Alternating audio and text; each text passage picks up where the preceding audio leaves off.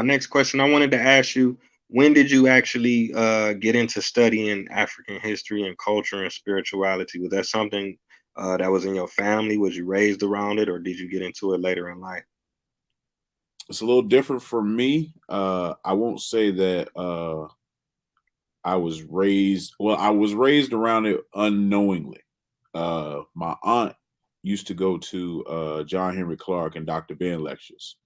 Um, but I didn't know that until I was grown and I was listening to them, and we kind of made that connection.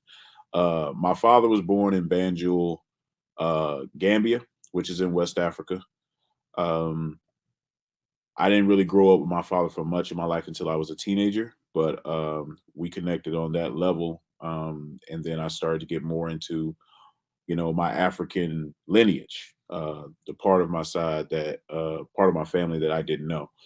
So those two things kind of shaped me to the way of, I might not have been as into it as I am now, but I always had a healthy respect, love, and admiration for Africa. Like I never went some of the other routes of people that go to some of these groups that are anti-African.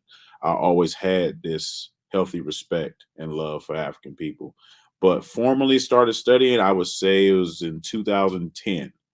um, that's when I started to really delve into African culture because people were asking me questions that I couldn't answer. And it bothered me that I didn't know so much about my people when I have an African father. So, that bothered me. I was like, man, I don't know nothing.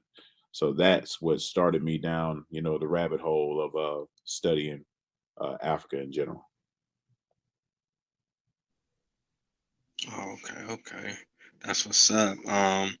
Man, you brought up something that I wanted to ask you about. In America, it's kind of like this. Like, if you ask the average Black American about their history or where they from, a lot of times we don't know, and then oftentimes we get different responses. We get some people say, "Well, yeah, of course we from Africa." Then you got some say, "Well, no, we from the West Side." Some say, "Well, we really Moors." Some say we not from Africa at all. We from the Middle East. We Asiatic. We Hebrew. And some say we just from America. Um, from your research, from your studying, is it possible that there are any groups of people, black or of any other color, that exist independently of African people? When you talk about black people, two black parents, black people in America are African people in America. We are primarily from West and Central Africa via the slave trade. Were there people in America prior to the slave trade that were black? Yes, but they were brought by Spanish conquistadors. They were also slaves, unfortunately. And we have their names. We know who they are. We know their stories.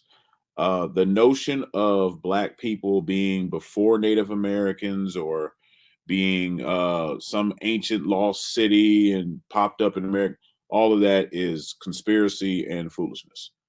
We have the genetic records, we have the records from the slave ships, we have the archaeological record that shows there was an ice sheet in America at one point and nobody was here. That ice sheet, part of that ice sheet is called the Laurentide ice sheet. But black people are from the continent of Africa.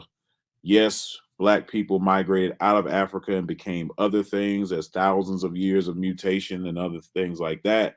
But if you're black, you have two black parents, your genetics go back to West and Central Africa via the transatlantic slave trade, or what some people call the Ma'afa, the Great Tragedy. So that's just the fact of the matter. I believe these other narratives come out of people wanting to control the narrative and spin it towards something positive. Unfortunately, white supremacy has taught us to hate ourselves. So, in order to spin a narrative that doesn't sound like we came here as slaves or something else, people latch on to other things because, the kids today don't see this. But when I was growing up, being African was a bad thing. Being African was something negative. I got so many jokes because of my last name, because of my dark skin, because of the whole African booty scratcher, all that stuff. I got that growing up, and nobody was embracing being African except for small communities in certain cities.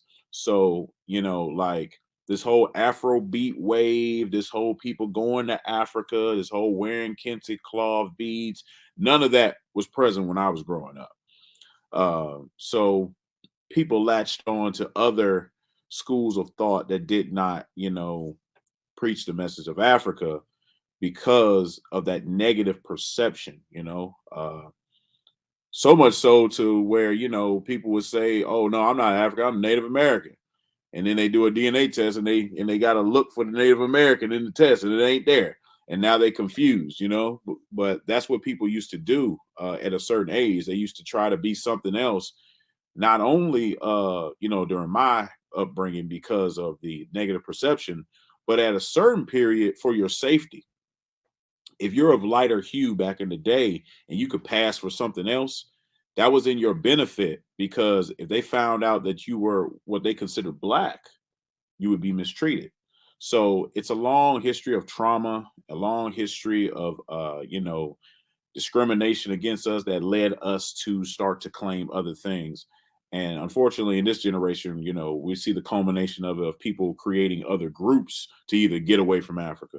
But the fact of the matter is, Black people, we come from Western Central Africa, and that's our lineage, that's our heritage, that's what our genetics say, that's what our linguistics say, that's what our archaeological records say, that's what our genealogy says. Like there's no getting away from it. I'm sorry, but that's just the brass tacks of it.